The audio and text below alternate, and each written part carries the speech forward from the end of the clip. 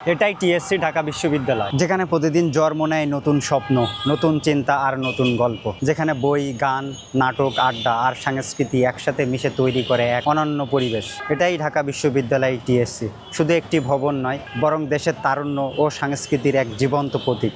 TSC ছাত্র শিক্ষক কেন্দ্র প্রতিষ্ঠিত হয় 1961 সালে। এটি ঢাকা বিশ্ববিদ্যালয়ের শিক্ষার্থী, শিক্ষক এবং সাংস্কৃতিক সংগঠনগুলোর অন্যতম মিলন কেন্দ্র। প্রতিদিন শত শত শিক্ষার্থী এখানে আড্ডা দেয়, পড়াশোনা করে, সংস্কৃতি চর্চা করে এবং বিভিন্ন সামাজিক কর্মকাণ্ডে অংশ নেয়। দেশের অন্যতম প্রাণবন্ত ক্যাম্পাস হিসাবে টিএসসি দীর্ঘদিন ধরে পরিচিত।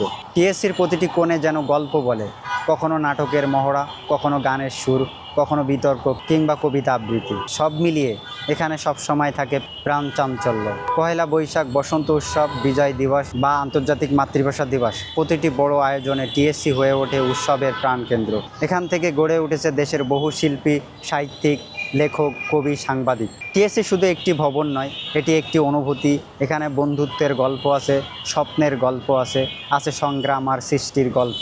যদি ঢাকা বিশ্ববিদ্যালয় হয় জ্ঞানের আলো, তবে টিএসসি সেই আলোর প্রাণকেন্দ্র, যেখানে প্রতিদিন নতুন প্রজন্ম গড়ে তোলে আগামী বাংলাদেশের স্বপ্ন।